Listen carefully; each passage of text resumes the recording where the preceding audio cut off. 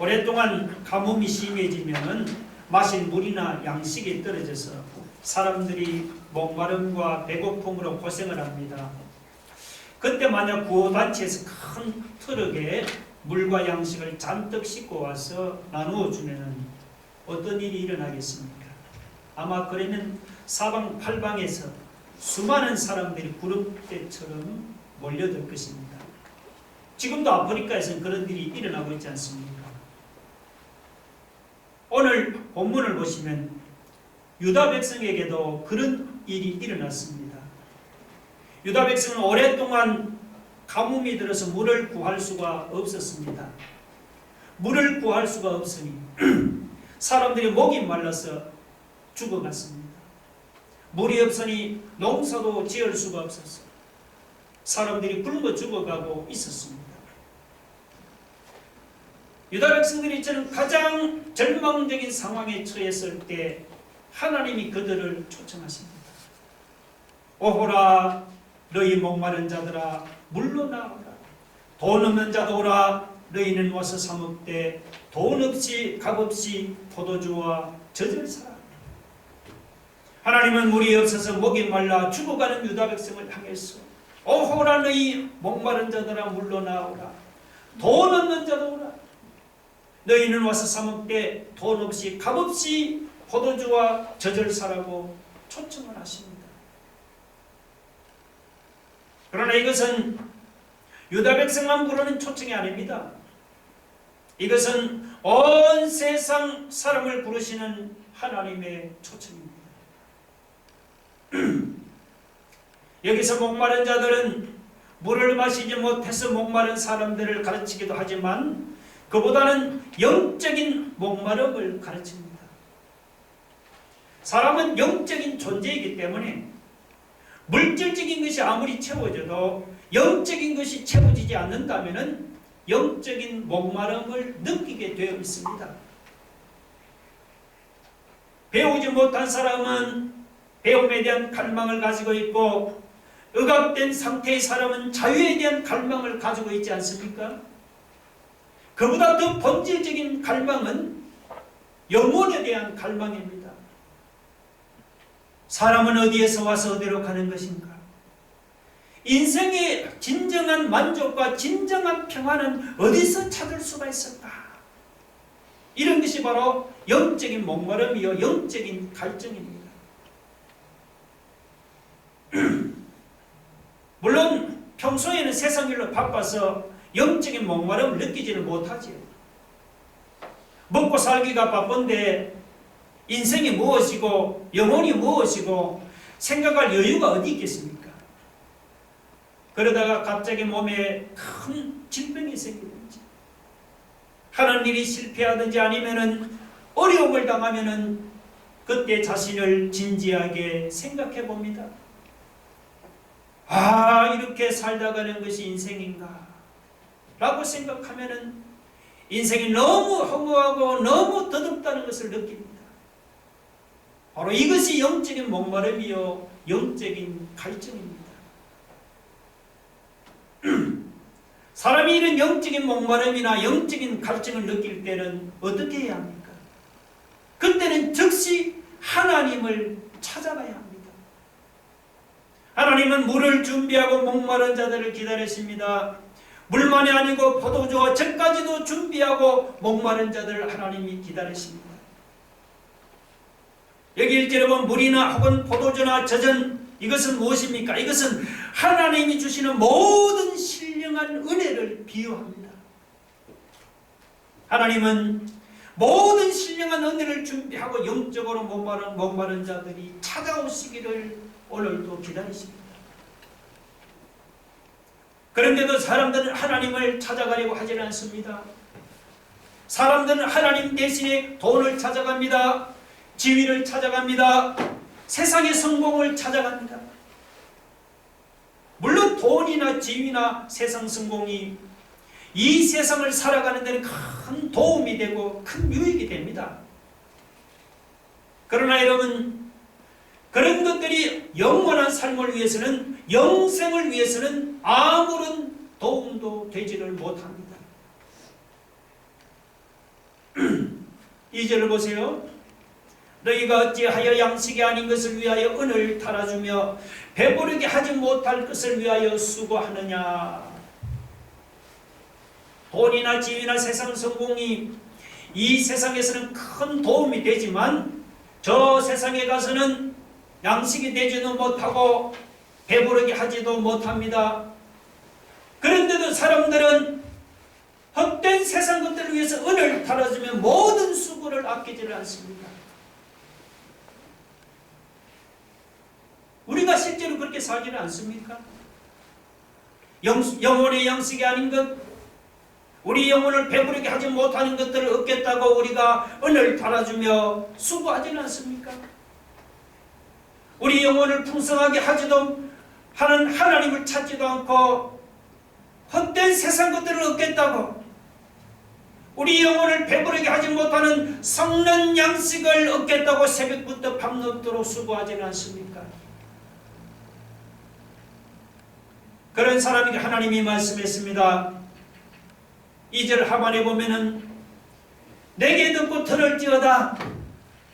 그리하면 너희가 좋은 것을 먹을 것이며 너희 자신들이 기름진 것으로 즐거움을 얻으리라고 했습니다. 3절에 보면 너희는 귀를 기울이고 내게로 나와 들으라. 그리하면 너희의 영혼이 살리라고 했습니다. 목마른 인생이 영혼의 갈증에서 회복되기를 원하십니까? 그러면 우리의 영혼을 배부르게 못하는 세상 것들을 얻겠다고 은을 달아주며 수고하지 맙시다. 우리를 부르시는 하나님의 초청을 받아들여서 하나님 앞에 나가서 하나님의 말씀을 귀를 기울여 들어봅시다. 하나님의 초청을 받아들여 하나님의 말씀을 들으면 목마른 인생이 좋은 것을 먹고 기름진 것으로 즐거움을 얻으며 하나님이 주시는 모든 신령한 은혜로 우리의 영혼이 풍성한 생명을 얻게 될 줄로 믿으시기 바랍니다.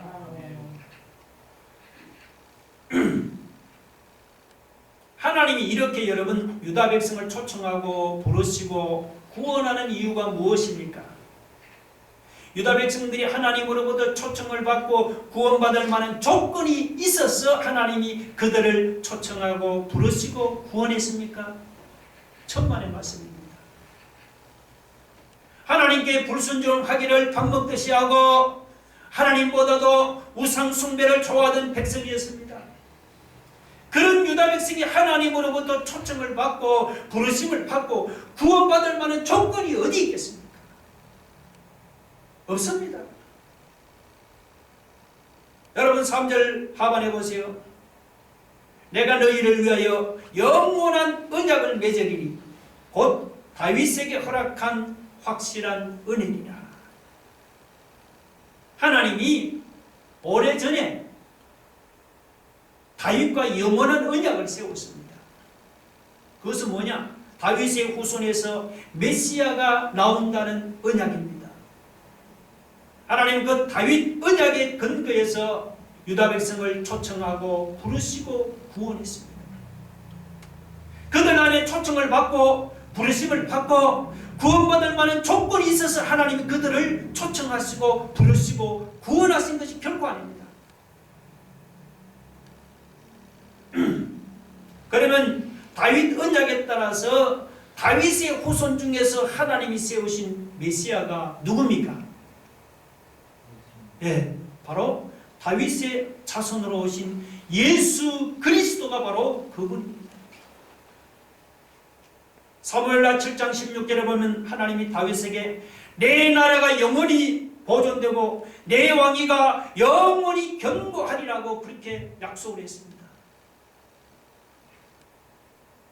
그런데 하나님이 다윗에게 하신 그 약속은 다윗을 통해서 이루어진 것이 아닙니다. 왜냐하면 다윗 왕국과 다윗의 왕위는 영원히 계속되지는 못하고 바빌론에 망해버렸기 때문이죠.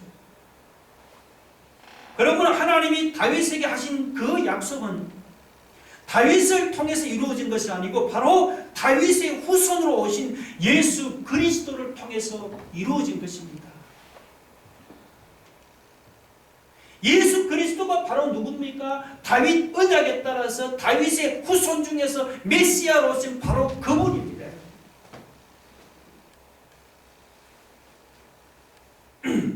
4절을 보면은 보라 내가 그를 만민에게 정인으로 세웠고 만민의 인도자와 명령자로 삼았나니라고 했죠. 여기서 그는 다윗이 아니고 다윗의 후손으로 오시는 예수님을 가르칩니다.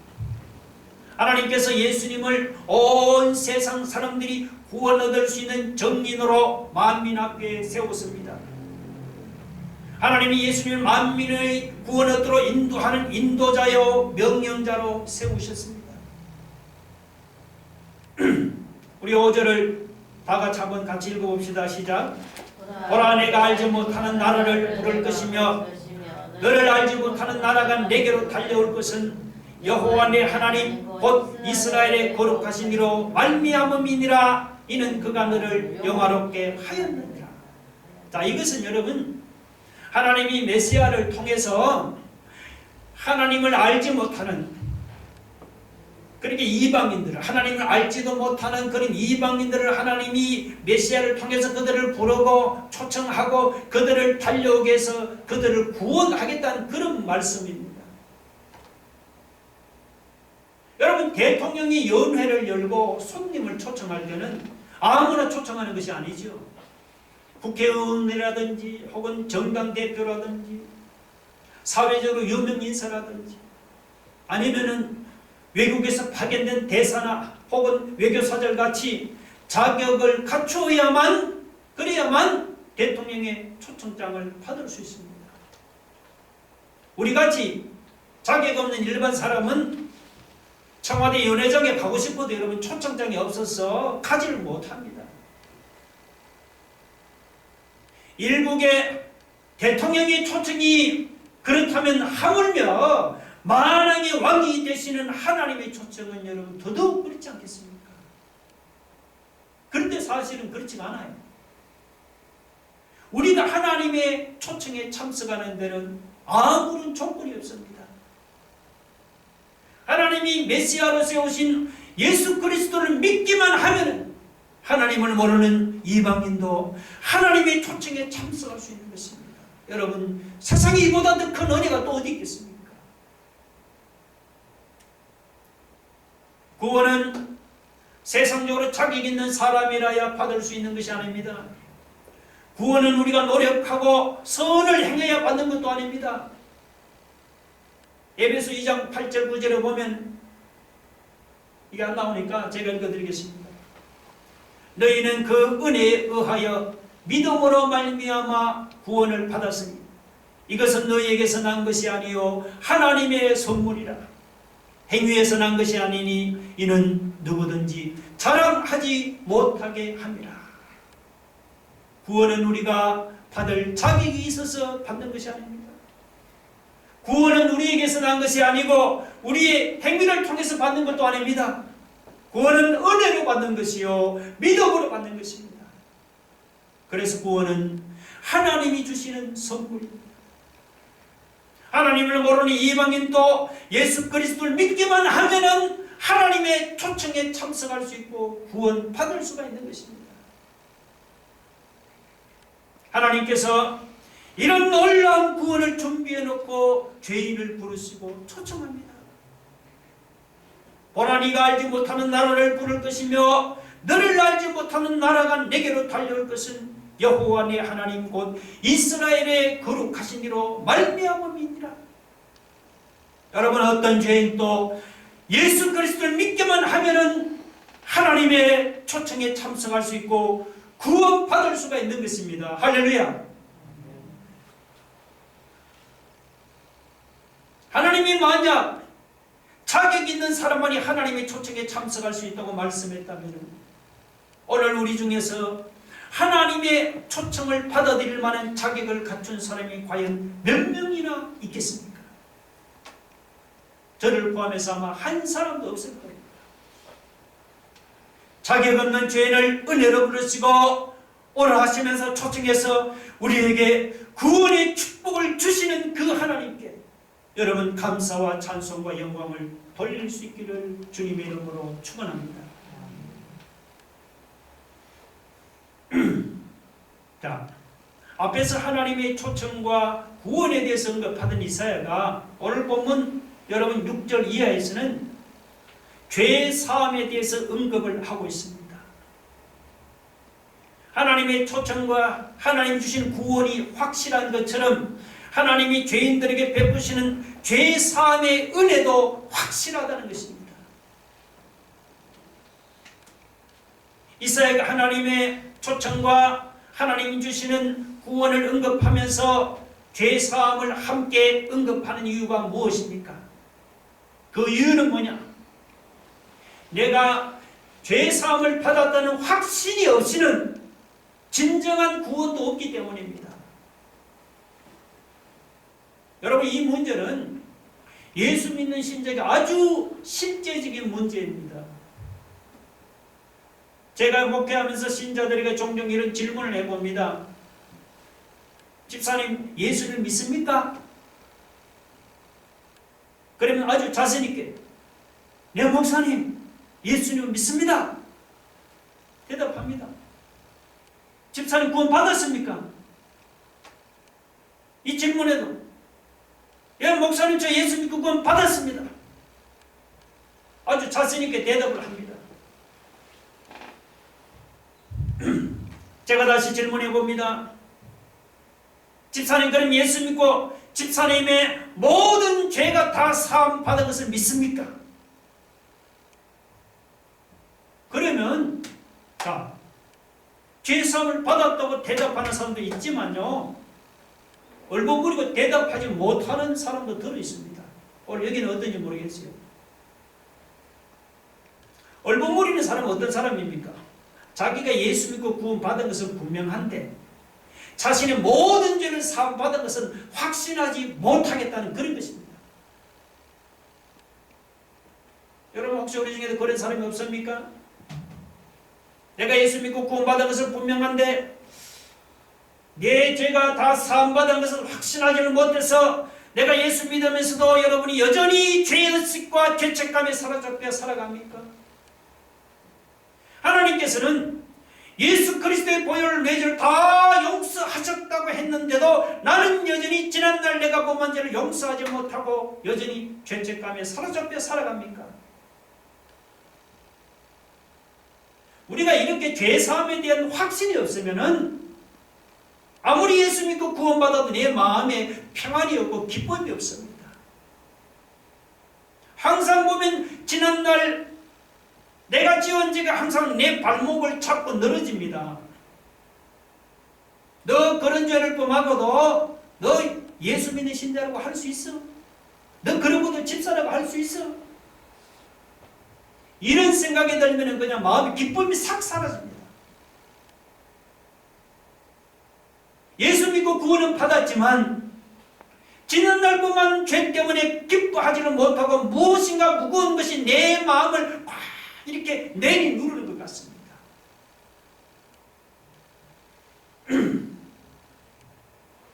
이사야는 이렇게 죄사함에 대한 확신이 없는 사람을 위해서 죄사함에 대한 확신을 몇 가지로 설명을 했습니다. 세 가지로 설명했는데, 첫째는 뭐냐? 하나님이 우리를 가까이 찾아오셨어. 우리 죄를 용서하시기 때문에 우리 죄가 사함을 받은 것이 확실하고 분명할 수밖에 없습니다. 하나님이 만약에 우리에게 저 멀리 떨어져서 내가 너 죄를 사했다고 말씀을 하면 그러면 어떨까요? 그러면 하나님이 너무 멀리 떨어져서 말씀하기 때문에 우리 죄를 사하는 하나님의 음성이 잘 안 들릴 수도 있지 않아요? 그렇잖아요. 멀리서 하면 잘 안 들리죠. 그래서 우리가 죄 사함을 받았다는 확신이 안 들릴 수도 있잖아요. 그런데 6절을 보시면 하나님은 우리에게서 멀리 떨어져 있는 것이 아니죠. 6절 한번 읽어봅시다. 다 같이 시작. 너희는 여호와를 만날 만할 때 찾아라. 가까이 계실 때 그를 부르라고 했습니다. 하나님은 우리가 찾으면 언제라도 만날 수 있을 만큼 우리에게 무엇이죠? 가까이 계시는 하나님입니다. 우리에게 가까이 계신 하나님께서 우리 죄를 사했다고 말씀하니까 우리가 잘못 들을 리가 없습니다. 하나님 말씀대로 우리가 죄사함을 받은 것이 확실하고 분명할 수밖에 없는 거예요. 그런데 하나님이 내 가까이서 내 죄를 사했다고 하나님이 큰 소리로 말씀하는데도 내게는 그 소리가 안 들립니까? 내게는 가까이 계신 하나님이 아니고 여전히 멀리 계시는 하나님으로만 느껴집니까? 하나님께서 내 가까이서 내가 내 죄를, 우리 초래의 모든 죄를 하나님이 옆에서 다 사했다고 말씀해도 나에게는 그 죄사함에 대한 확신이 안 들고 여전히 죄책감에 사로잡혀서 살아갑니까? 그런 사람은 하나님의 말씀을 들어보세요. 성경을 읽든지 아니면 이렇게 설교를 듣든지 어떻게 하든지 간에 귀를 기울여서 하나님의 말씀을 들어보세요. 귀를 기울여서 하나님의 말씀을 들으면 하나님은 내 가까이서 내 죄를 사했다고 말씀하는 것을 분명하게 들을 수가 있습니다.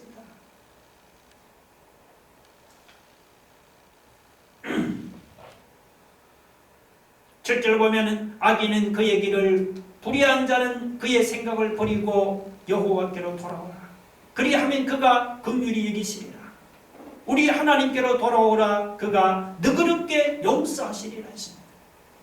우리가 하나님의 말씀을 들을 때 우리 악한 생각을 버리고 불의한 것을 버리고 우리가 하나님께로 돌아가면 우리 가까이에 계시는 하나님께서 우리를 긍휼히 여기사 우리 죄를 너그럽게 용서하는 것을 분명히 확신할 수 있습니다. 믿으시면 아멘 하시기 바랍니다.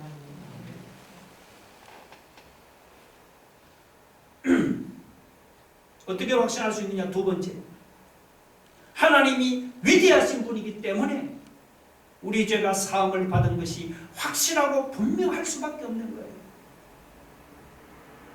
여러분, 하나님이 우리의 죄를 용서해 주신다는 것은 우리가 생각하는 용서하고는 차원이 다릅니다. 솔직히 우리는 어떻게 남을 용서합니다 하지만 우리는 남을 용서한다고 할 때는 솔직히 내 마음까지는 용서가 안 되잖아요. 겉으로만 용서하고 그래 말로만 용서가 됩니다. 마음으로는 절대로 용서가 안 돼요. 내가 잊어버리고 해도 그 사람이 내게 한 짓이 절대로 잊혀지지가 않지요. 그렇지 않습니까, 여러분? 그래서 우리는 하나님도 우리와 같은 줄로 생각합니다. 그래, 하나님이 말씀으로는 내 죄를 용서했다고 하지만 속으로는 하나님도 용서하지 못하고 나를 미워할 거야. 아니, 내가 나를 봐도 용서가 안 되는데 어떻게 하나님 나를 완전히 용서할 수 있어? 이렇게 생각하고는 하나님께서 우리 죄를 용서했다고 말씀해도 우리는 그 말씀을 곧대로 믿지 않습니다. 여러분들 그렇게 생각하지 않습니까? 근데 그런 사람은 하나님이 어떤 분인지 몰라서 그렇게 생각합니다, 여러분. 하나님이 어떤 분이에요? 자, 8절 9절 한번 봅시다. 한번 읽어볼까요? 시작. 이는 내 생각이 너희의 생각과 다르면 내 길은 너희의 길과 다름이니라. 여호와의 말씀이니라. 9절. 이는 하늘이 땅보다 높음 같이 내 길은 너희의 길보다 높으며 내 생각은 너희의 생각보다 높음이니라. 잘 보세요. 여기 보면 대조적인 단어가 두 가지 나옵니다. 하나는 내 생각과 너희 생각입니다. 또 하나는 뭐죠? 내 길과 너희 길입니다. 하나님의 생각과 우리 생각은 달라요. 하나님의 길과 우리 길도 달라요. 달라도 보통 다른 게 아닙니다. 이거는 뭐 하늘이 땅보다 높은 같이 하나님의 생각은 우리 생각보다 그렇게 까마득하게 높고 하나님의 길도 우리 길보다 높고 위대한 겁니다. 여러분 그렇잖아요. 사람이 아무리 날고 긴다고 해도 하나님 앞에 서면 우리는 개미보다 못한 존재에 불과합니다. 기어다니는 저 개미가 어떻게 하나님이 저 높고 깊은 뜻을 다 헤아릴 수가 있겠습니까? 여러분, 그래서 우리의 좁은 생각으로 하나님이 내 죄를 용서하지 못한다고 생각하지 맙시다. 나는 비록 내 죄를 용서할 수 없지만 하늘보다 높고 위대하신 저 하나님이 내가 너의 죄를 다 용서했다고 하면 나의 모든 죄가 깨끗하게 다 용서받은 것입니다. 여러분, 믿으시면 아멘 하시기 바랍니다.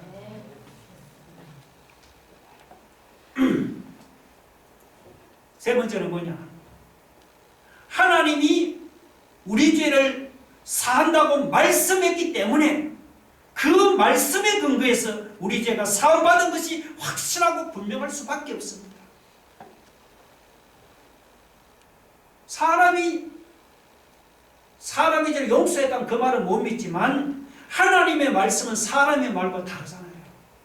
오늘 본문에 보시면은 10절 12절을 보면 1절을 보면은 하늘에서 비와 눈이 내리면 그냥 하늘로 돌아가지 않지요. 한번 내린 비나 눈은 땅을 적셔서 풀이나 삭을 나게 하고 곡식을 자라게 해서 사람에게 양식을 가져다 줍니다.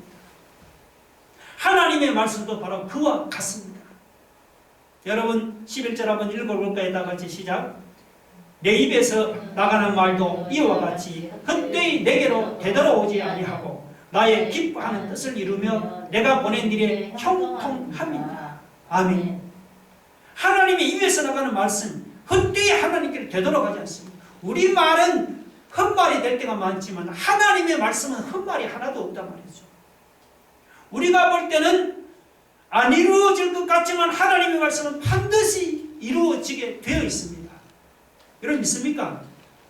네. 성경을 보면은 우리 죄를 사한다는 구절이 한 번도 아니고 여러 곳에서 나오고 있습니다. 예를 들면 에레미야 31장 34절을 보면 내가 그들의 죄악을 사하고 다시는 그 죄를 기억하지 아니하리라고 했습니다. 우리는 용서해도 남이 나한테 잘못한 것은 기억이 남아있잖아요. 근데 하나님은 기억하지 않는다고 말씀합니다. 또 하나는 시편 103편 2절에 보면 동이 서에서 먼 것 같이 우리 죄가를 멀리 옮기셨다 했습니다. 옮겨버렸어요. 나한테 없습니다. 이사야 44장 22절에 보면 내 죄를 안개가 사라진 것이 없애버렸다고 했습니다. 여러분, 내 죄를 기억하지 않고 안개가 사라진 같이 내 죄를 없애버렸다는 것이 이것이 내 생각으로는 이해가 안 되잖아요. 그러나 하나님이 그렇게 말씀했습니다. 하나님이 내가 내 죄를 기억하지 않는다, 내가 없애버렸다, 하나님이 그렇게 말씀하셨으면 말씀대로 반드시 이루어지게 되어 있는 것입니다. 여러분, 내 생각으로는 이해가 안 될지라도 내가 내 죄를 다 사했다, 너의 죄를 다 기억하지 않는다는 그런 하나님의 말씀을 믿으면은 그 말씀대로 내 모든 죄가 깨끗하게 사함을 받을 줄로 여러분 믿으시기 바랍니다.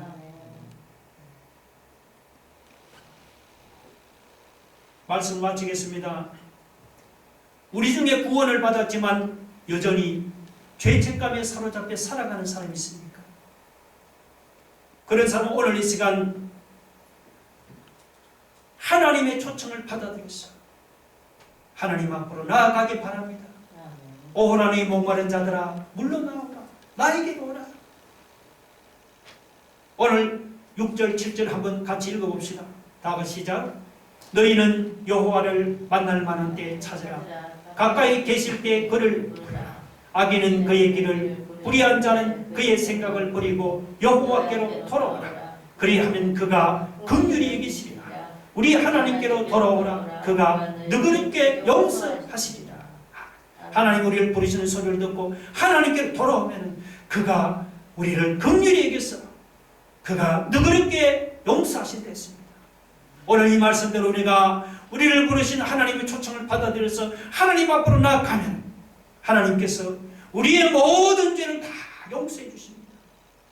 우리가 그리고 이런 죄사함에 대한 이런 확신을 가지면, 내 죄가 다 사함받았다는 확신을 가지면 우리의 마음을 짓누르던 모든 근심, 걱정과 불안과 두려움이 다 사라집니다. 우리 마음에는 말로 닿을 수 없는 기쁨과 평안이 가득해지는 것을 느끼게 되는 거죠. 오늘 우리 모두에게 하나님이 주시는 이런 죄사함의 기쁨과 평안이 가득하기를 주님의 이름으로 축원합니다. 우리 한번 다 같이 말씀을 생각하며 기도하겠습니다. 여러분, 하나님 어떤 분이? 하나님은 우리 가까이 계시는 하나님이십니다. 멀리 계시는 분이 아니에요. 하나님은 우리와 비교할 수 없는 위대하신 하나님이십니다. 하나님은 말씀대로 이루신 하나님입니다. 그 하나님께서 우리 죄를 사했다고 말씀하니, 그러면 내 생각으로는 이해가 안 될지라도 말씀대로 우리가 죄 사함받은 것이 확실하고 분명할 수밖에 없는 거예요. 오늘 우리가 이런 죄사함에 대한 확신을 가지면 지금까지 우리의 마음을 짓누르던 죄책감과 근심, 걱정, 불안, 두려움이 사라지고 우리의 마음에 놀라운 기쁨과 평안이 가득해진 것을 느낍니다. 하나님, 자격 없는 죄를 은혜로 부르시는 오늘 그 하나님의 초청을 받아들여서 우리 모두 하나님 앞으로 나가기를 소망합니다. 말씀을 생각하며 다 같이 한번 통성을 기도하겠습니다. 하나님 아버지, 오늘 죄인을 부르시는 그 하나님의 초청을 우리가 받고 오늘 이 자리에 저들이 나왔습니다. 하나님, 아버지 하나님 초청을 받고 오늘 이 자리에 나왔습니다. 아버지 하나님, 죄인을 은혜로 부르신 하나님, 우리 가까이 계신 하나님, 우리와 비교할 수 없는 위대하신 하나님, 하나님 말씀대로 이루신 그 하나님께서 우리 모든 죄를 사인두고 말씀하니 우리가 그 말씀을 믿고 내 생각으로 이해가 안 될지라도 하나님 말씀대로 나의 모든 죄가 다 사함받은 것을 믿고 봅시다. 하나님 아버지, 우리가 이런 죄사함에 대한 확신을 가지고 이제 우리의 마음을 짓누르던